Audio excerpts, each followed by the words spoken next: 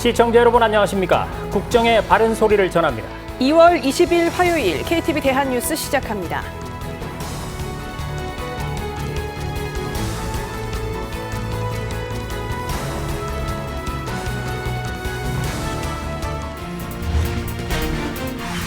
주요 100개 수련병원 전공의 55%가 사직서를 제출하는 등 전공의들의 집단 사직이 시작됐습니다. 정부는 비상진료 체계가 실효성 있게 운영될 수 있도록 보상을 강화하기로 했습니다. 윤석열 대통령이 전공의와 의대생들이 국민의 생명을 볼모로 집단행동을 해선 안 된다고 호소했습니다. 2,000명 증원은 최소한의 확충 규모라고 강조했습니다. 113억 원 규모의 산업재해보험 부정수급 사례가 적발됐습니다. 고용노동부는 일부 노무법인과 병원이 공모한 정황을 확인했다며 경찰 수사를 의뢰했습니다. 적발된 부정수급 사례에 대해서는 현재 부당이득 배액 징수, 장애 등급 재결정, 형사고발 등 조치 중에 있으며 기존의 청년 우대형 청약통장 혜택을 강화한 청년주택드림 청약통장이 20일에 출시합니다. 납입 금액에 대해 최고 연 4.5% 금리 혜택은 물론 연소득 조건 완화로 더 많은 청년이 혜택을 볼 수 있게 됩니다. 첫 소식입니다. 전국의 주요 100개 수련병원의 전공의 절반 이상이 사직서를 내는 등 집단 행동이 시작됐습니다. 정부는 출근하지 않는 전공의들에게 업무 개시 명령을 발령하는 한편 필수 진료 기능이 유지될 수 있도록 정책적 지원에 총력을 다한다는 방침입니다. 윤현석 기자의 보도입니다. 전공의들의 집단 사직이 시작됐습니다. 정부가 주요 100개 수련병원을 점검한 결과 19일 밤 11시 기준 소속 전공의의 55% 수준인 6,415명의 전공의가 사직서를 제출한 것으로 나타났습니다. 사직서 제출자의 25% 수준인 1,630명은 사직서가 수리되지 않았음에도 근무지를 이탈했음이 확인됐습니다. 같은 날 밤 10시 기준 10개 수련병원을 현장 점검한 결과 1,091명의 전공의가 사직서를 제출했고 이 가운데 737명이 출근하지 않은 것으로 나타났습니다. 정부는 이미 업무 개시 명령을 내린 29명을 제외하고 남은 728명에 대해 업무 개시 명령을 발령했습니다. 의료계의 집단행동으로 인한 환자 피해 상황도 발표했습니다. 의사 집단행동 피해 신고 지원센터를 통해 접수된 피해 사례는 모두 34건, 수술 취소 25건, 진료 예약 취소 4건, 진료 거절 3건, 입원 지연 2건 등으로 확인됐습니다. 정부는 의료계의 집단행동 기간에 필수 진료 기능을 유지할 수 있도록 다양한 정책 지원에 나섭니다. 먼저 비상진료 체계가 실효성 있게 운영될 수 있도록 보상을 강화합니다. 권역 전문 응급의료센터의 수술 등 응급의료 행위와 응급의료 전문의 진찰료 수가를 인상하고 경증 환자 전원에 따른 회송 수가를 인상하여 대형 병원 응급실의 진료 부담을 완화하겠습니다. 입원 환자 비상진료 정책지원금을 신설해 입원 환자를 진료하는 전문의에 추가 보상하고 권역 외상센터 인력과 시설, 장비를 응급실의 비외상진료에 활용해 입원 전담 전문의의 업무 범위를 확대할 방침입니다. 군병원 응급실 12곳도 민간에 개방됐습니다. 국방부는 과거 민간 진료 경험을 통해 필요한 준비를 하고 있다며 장병 의료지원 태세에 제한이 없는 범위 내에서 지원하겠다고 밝혔습니다. 국민이 필요로 하는 이런 위기 상황에서 군이 그런 역할을 할 수 있도록 저희도 최선을 다하겠습니다.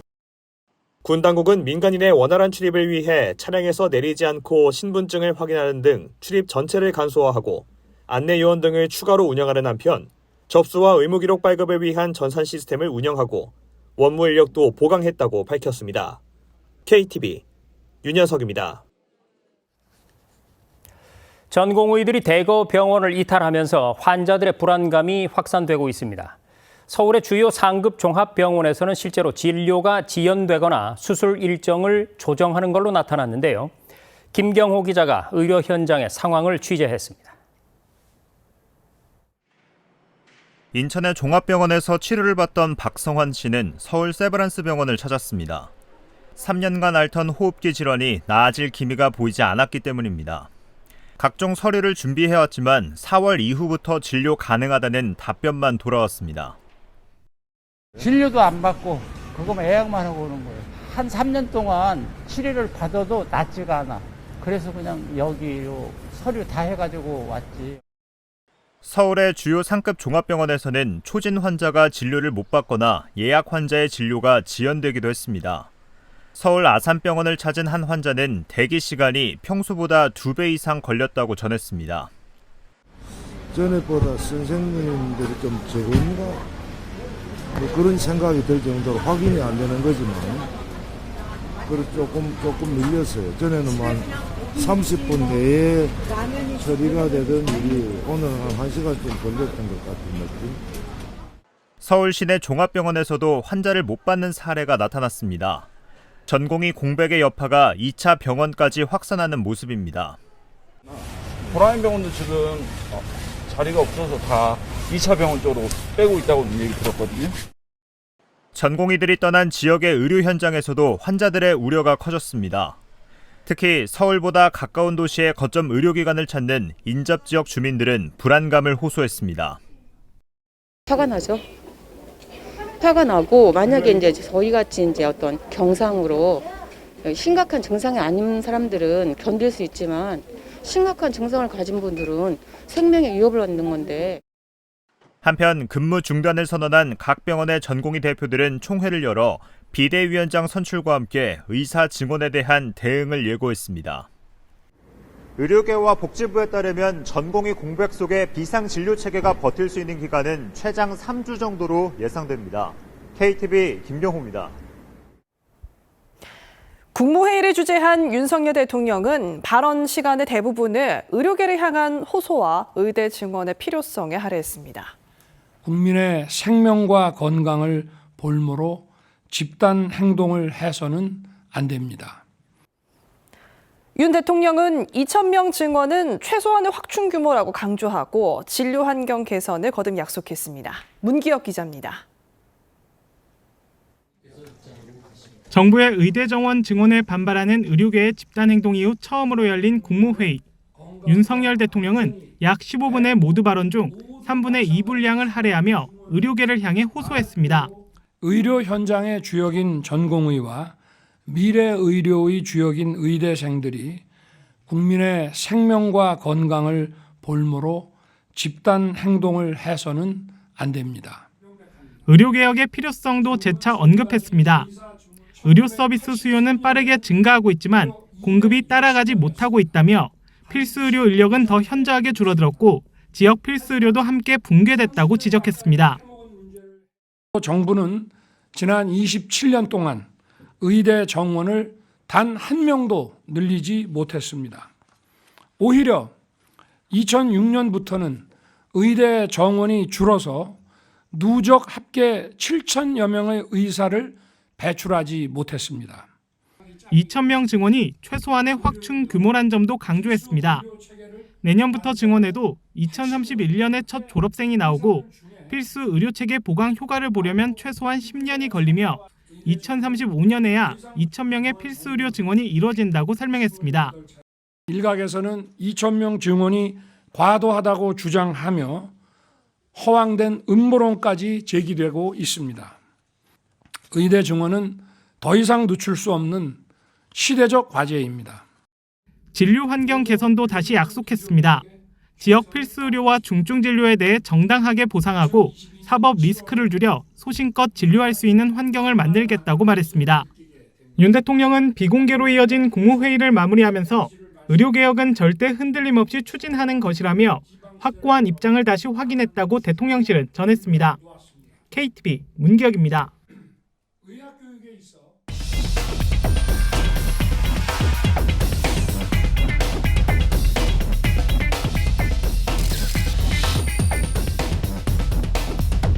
네, 그러면 이번에는 의대 증원에 반대하는 의료계의 입장, 그리고 이에 대한 정부의 설명, 김현지 기자와 함께 자세히 살펴보겠습니다. 자, 김 기자, 의대협회가요, 이 정부의 의대 입학 정원 증원 규모를 재조정해달라 이렇게 요청을 했죠. 그 내용은 2,000명이 아니라 지난 2000년 의역분업 당시에 감축된 350명 정도를 늘리는 게 적합하지 않겠느냐 이런 얘기인데 정부 입장 어떻습니까? 네, 정부는 의대협회가 310명 증원이 적절하다고는 하지만 그 근거는 제시하지 않았다고 말했습니다. 또 정부가 지난해 11월 대학들을 상대로 의대 증원 수요 조사를 벌였을 때 대학들이 최소 2,151명, 최대 2,847명까지 증원을 요구했었는데요. 이 결과가 총장 책임하에 학교 전체 사정을 감안해 제출된 거라고 설명했습니다.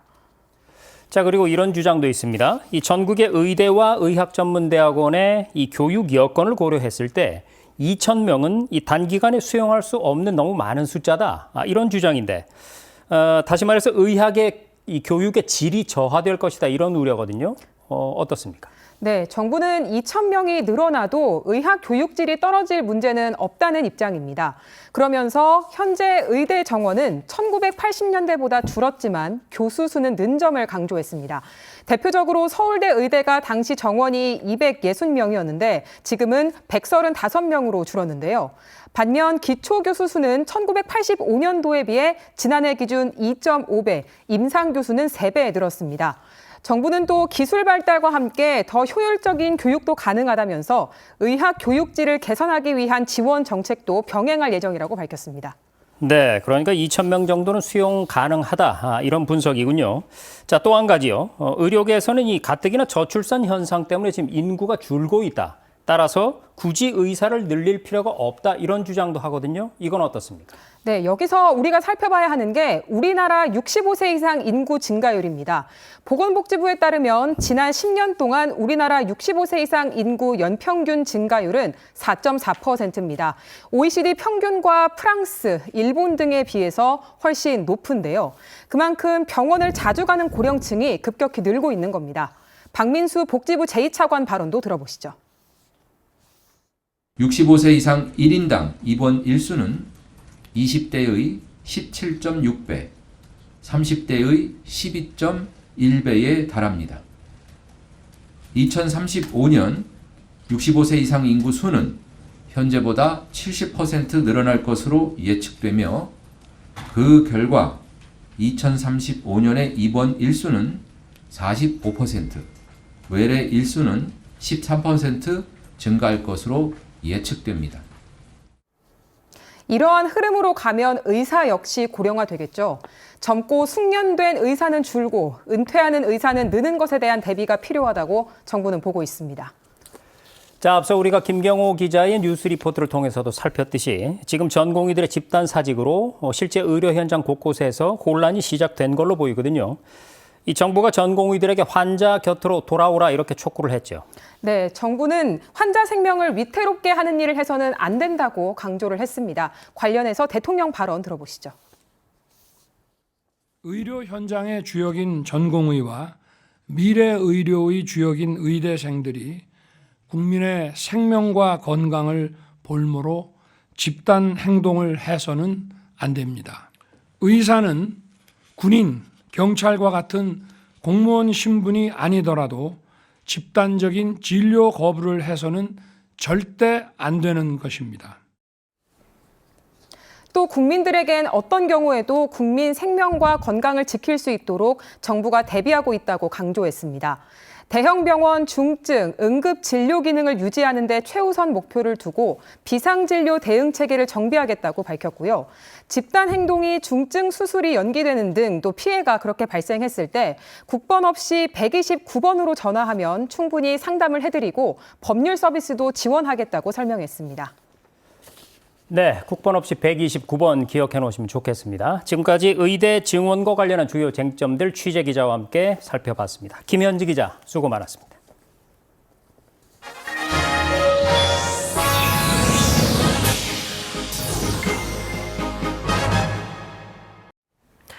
윤석열 대통령이 저출산 정책의 틀을 다시 짜는 제9조화를 언급했습니다. 확실하게 피부에 와닿지 않는다면 어떤 정책도 효과가 없을 거라며 출산과 양육에 직접적으로 도움되는 정책을 발굴하겠다고 강조했습니다. 최영은 기자의 보도입니다. 국무회의를 주재한 윤석열 대통령은 저출산 문제의 심각성을 언급했습니다. 저출산 문제는 단기에 해결할 즉효 대책이 없는 것이 사실이라며 근본 원인을 분석하고 그간의 정책을 꼼꼼하게 살펴 정책을 재구조화해야 한다고 강조했습니다. 확실하게 피부에 와 닿는 대책이 아니라면 어떠한 정책도 효과가 없을 것입니다. 출산과 양육에 직접 도움이 되는 정책들을 발굴해서 흔들림 없이 추진할 것입니다. 최근 파격적인 출산 장려금 지원 등 기업 차원의 저출산 극복 노력에 대해서는 반갑고 고맙다고 말했습니다. 정부도 보고만 있진 않겠다며 기업의 노력을 더욱 활성화하기 위해 세제 혜택 등 다양한 지원 방안을 마련하겠다고 밝혔습니다. 지난주 위촉된 저출산위원회 부위원장에게는 직급과 예우를 기존보다 상향시켰다며 저출산 대응의 컨트롤타워 역할을 해달라고 주문했습니다. 이와 함께 노동, 교육 등 구조개혁과 지역 균형 발전에 박차를 가하겠다고 강조했습니다. 정부는 불필요한 과잉 경쟁을 완화하는 노동, 교육 등 구조개혁에 더욱 박차를 가하겠습니다. 어디에 살든 마음 편히 아이를 기르도록 지역 균형 발전에도 최선을 다하겠습니다. 윤 대통령은 아울러 봄철 미세먼지가 예년보다 높아질 걸로 예상된다면서 강도 높은 대비가 필요할 거라고 밝혔습니다. 매년 반복되는 국민들의 걱정을 조금이라도 덜어드려야 한다며 관계부처에 총력을 다할 것을 지시했습니다. 이 밖에 최근 이어진 민생토론회에 대해 설명하며 민생과제 중심으로 이러한 방식의 민생토론회를 올 한 해 계속 진행하겠다고 약속했습니다. KTV 최영은입니다. 앞으로 학교폭력 사건에 대한 조사는 전담조사관이 실시하고 피해 학생에 대한 맞춤형 지원은 전담지원관이 담당하게 됩니다. 국무회의에서 의결된 학교폭력 예방법 시행령 개정안의 내용을 김민아 기자가 전해드립니다. 학교폭력 예방법 시행령 일부 개정안이 국무회의에서 의결됐습니다. 지난해 말 발표된 학교폭력 사안 처리 제도 개선 방안의 후속 조치입니다. 다음 달부터 학교폭력 사안 조사를 교사 대신 조사 상담 관련 전문가인 학교폭력 전담조사관이 담당합니다. 사안 처리 공정성과 전문성을 강화하고 교원의 수업과 학생 생활지도 외의 업무 부담을 줄이기 위한 겁니다. 새 학기부터 피해 학생에게 맞춤형 법률 보호 서비스를 연계해줄 피해 학생 지원 조력인의 자격 요건도 마련됐습니다. 사회복지사나 교원, 경찰로 근무하거나 재직 경험이 있는 사람으로 규정한 겁니다. 교육부는 이번 시행령 개정이 학교 폭력으로부터 피해 학생을 더 두텁게 보호할 수 있는 계기가 되길 기대한다고 밝혔습니다. 한편 휴대폰 소액결제 서비스 제공자의 등록 절차를 정비한 정보통신망법 시행령 개정안도 의결됐습니다. 등록 신청 시 결격 사유에 해당하지 않음을 증명하는 서류를 추가로 제출해야 하며 주민등록번호 등 고유 식별 정보를 포함한 서류를 접수해야 합니다.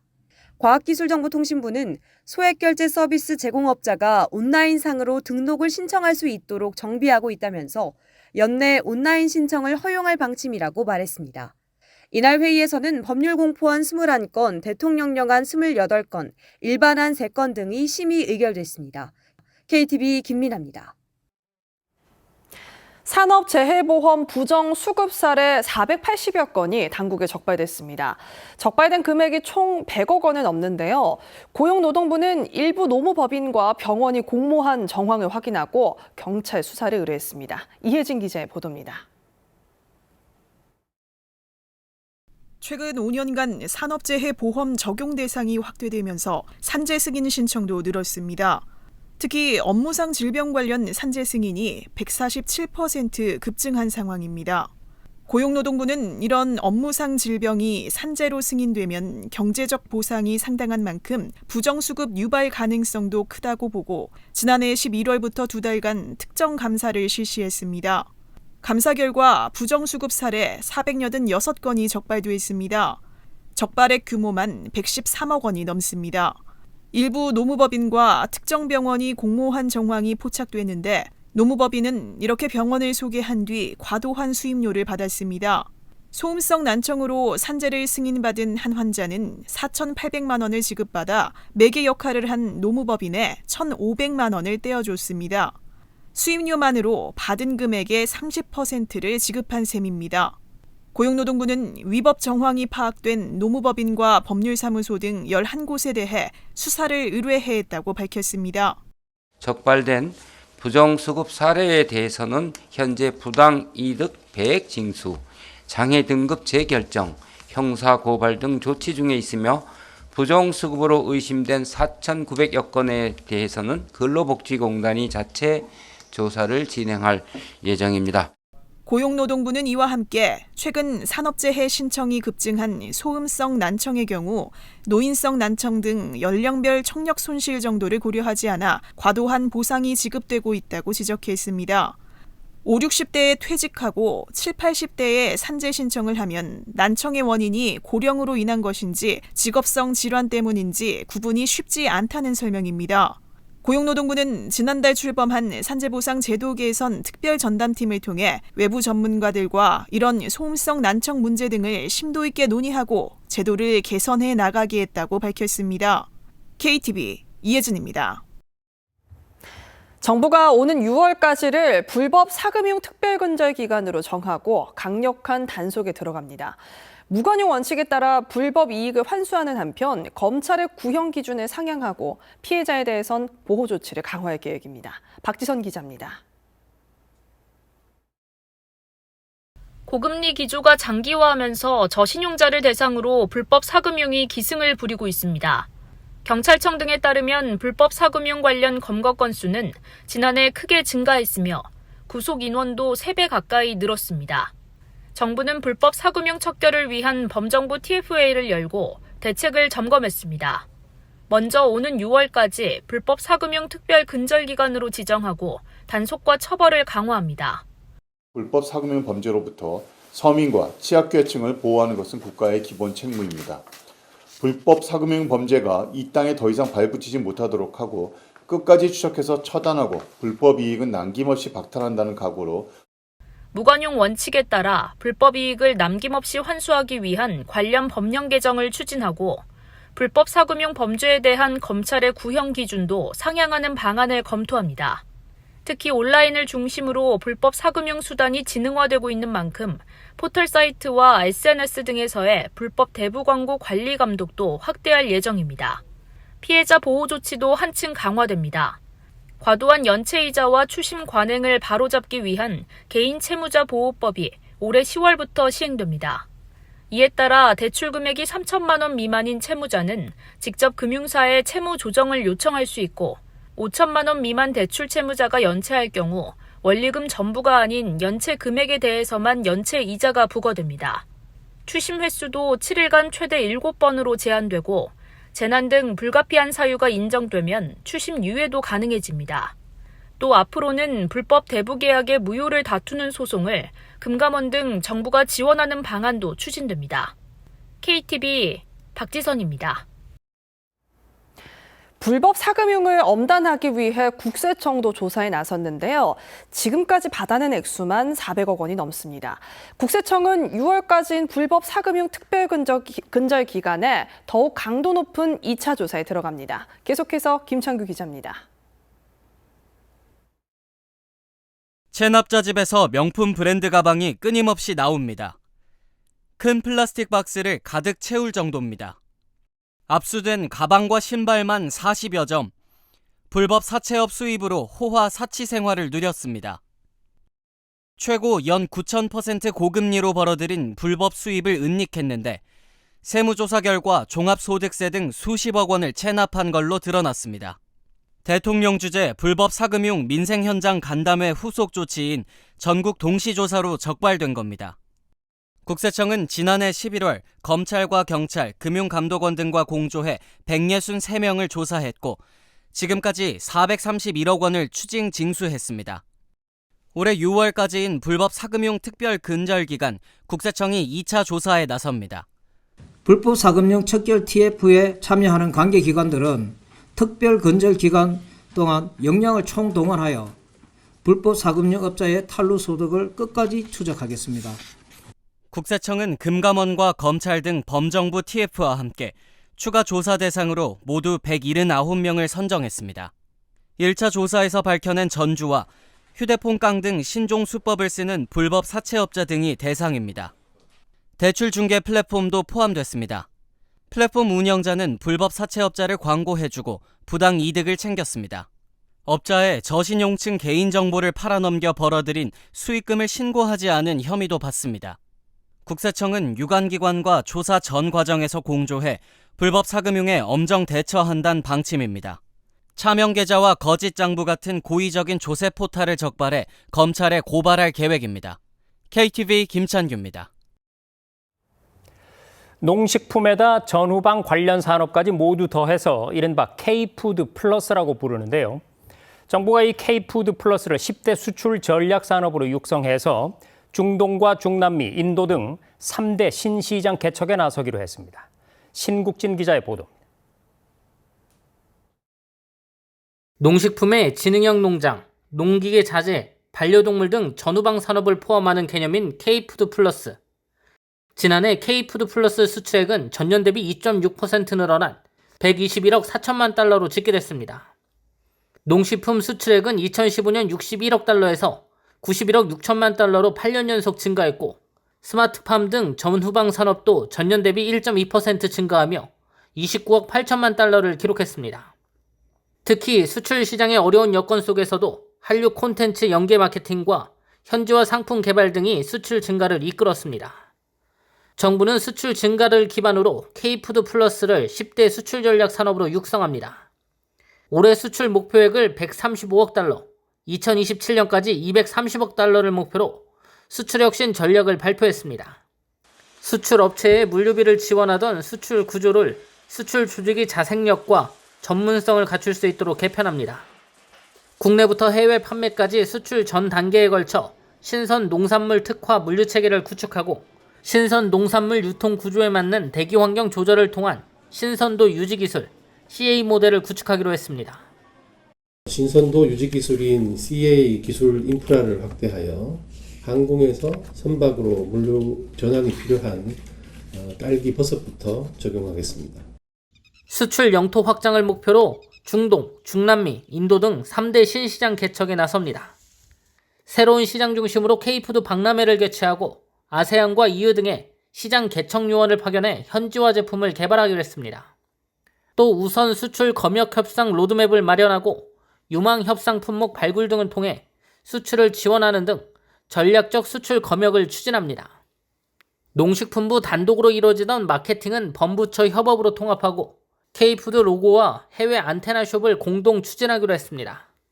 문화체육관광부와 협업하여 드라마 등의 우수 수출 제품을 홍보하고 UAE에 본부처 연계 해외 홍보관을 설치하겠습니다. 정부는 이외에도 민간 투자 확대를 위해 대기업과 중소기업 협업 수출 모델을 발굴하고 중동 등 수출 유망 국가에 스마트팜 시범 온실을 조성 거점화를 추진할 계획입니다. KTV 신국진입니다.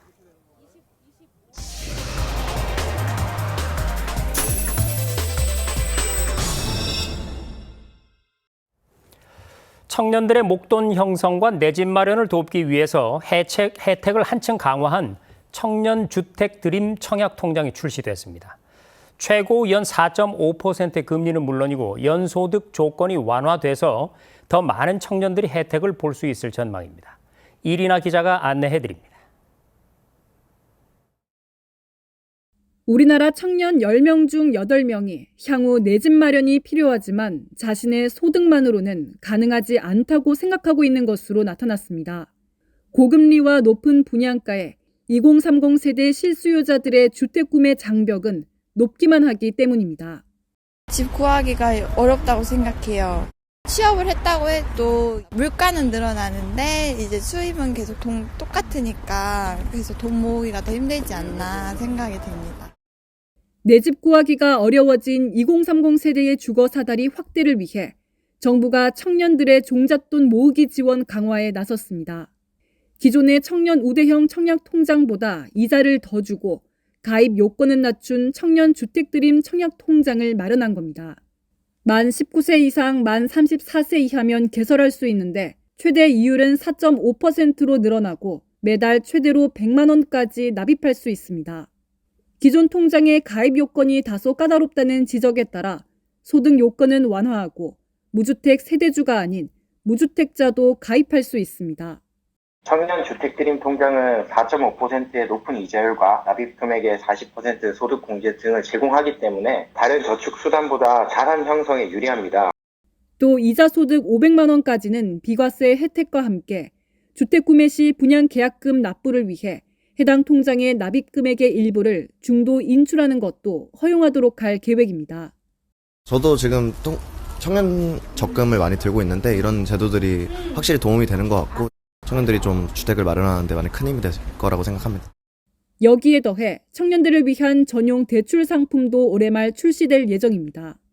정부는 이렇게 청년들이 모은 돈을 통해 내 집 마련의 꿈을 이룰 수 있도록 장기간 저리 대출도 지원합니다.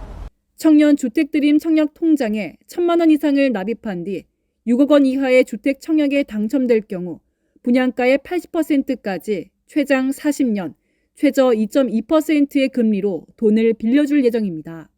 기존의 청년 우대형 청약저축 가입자는 별도 신청 없이 청년주택 드림 청약 통장으로 자동 전환될 예정인 가운데 정부는 현재 의무 복무 중인 현역 장병도 부대 내에서 스마트폰으로 가입할 수 있도록 상반기 중 전산 시스템을 개편할 예정입니다. KTV 이리나입니다. 윤석열 대통령이 다음 달 18일부터 3일 동안 제3차 민주주의 정상회의를 개최합니다. 미래 세대를 위한 민주주의를 주제로 열리는 이번 정상회의는 화상회의와 대면 행사가 함께 진행되며 각국 정상들이 참석하는 본회의는 화상으로 열릴 예정입니다. 앞서 1차 회의는 미국이, 2차 회의는 우리나라와 미국 등이 공동으로 주관했습니다.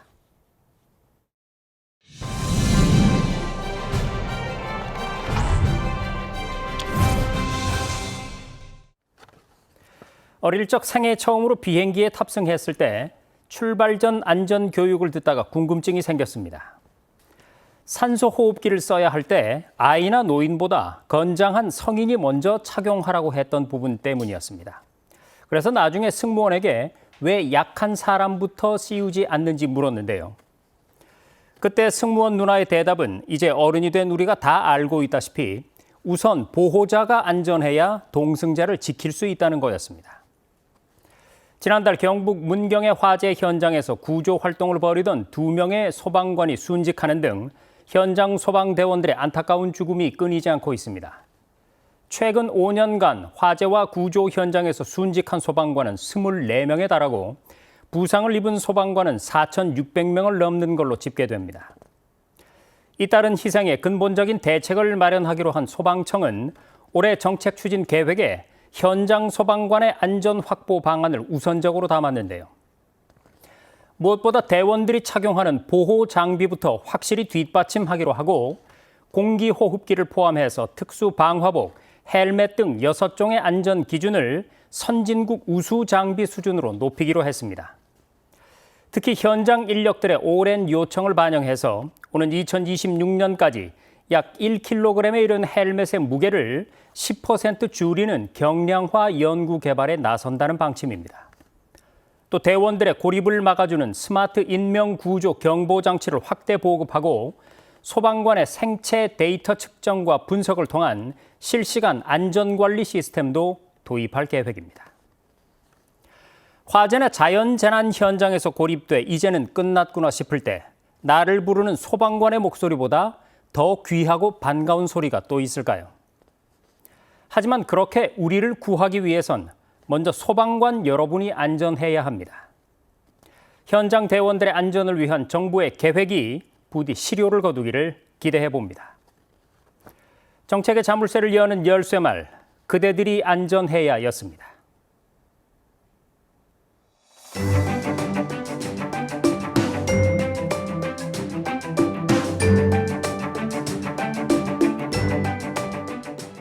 안녕하세요. K웨더 라이프스타일 예보 신지수입니다. 내일과 모레도 수도권을 포함해 전국 곳곳으로 비나 눈이 내립니다. 특히 모레까지 경기 북부와 영서 북부, 동해안 대부분 지역과 내륙 산간을 중심으로 최대 15cm가 넘는 눈이 내리는 곳이 있겠고요. 강원 산간에 많게는 50cm 이상의 폭설이 쏟아지겠습니다. 이에 따라 강원 산간 현재 대설특보가 발효 중입니다. 당분간 전국에 바람도 강하게 불겠습니다. 강풍특보가 내려진 경남권 해안은 순간 시속 70km 이상의 강풍이 예상됩니다. 또 대부분 해상으로 풍랑특보도 발효 중인데요. 항해나 조업하는 선박은 안전사고에 주의하셔야겠습니다. 다음은 자세한 지역별 날씨입니다. 중부지방 아침 기온 서울과 대전 3도로 시작해 낮 기온은 서울 3도, 대전 4도 예상됩니다. 동해안 지방 속초의 아침 기온 0도, 강릉 1도로 출발해 낮에는 2도 보이겠습니다. 남부지방의 아침 기온 전주 7도, 부산 8도 예상되고요. 낮 기온 전주 9도, 부산은 10도 보이겠습니다. 내일 전해상의 물결 대체로 거세게 일겠습니다. 동해안은 너울성 파도에도 주의하셔야겠습니다. 이번 주 내내 호남과 제주는 비로, 영동은 눈으로 길게 이어지겠습니다. 한편 아침 기온은 금요일부터 다시 영하권으로 떨어질 전망입니다. 날씨였습니다. 해리포터의 저자 조앤 롤링은 하버드대 졸업식 축사에서 이야기에서 중요한 건 길이가 아니라 얼마나 좋은 이야기인가 하는 것이며 인생도 그렇다고 말했습니다. 어느덧 졸업 시즌이 찾아왔습니다. 졸업이 끝이 아닌 또 다른 시작인 만큼 다시 출발선에 선 졸업생 여러분이 인생을 좋은 이야기로 채워나가길 기원하고 응원합니다. KTV 대한뉴스 오늘 저희가 준비한 소식은 여기까지입니다. 시청해주신 여러분 고맙습니다.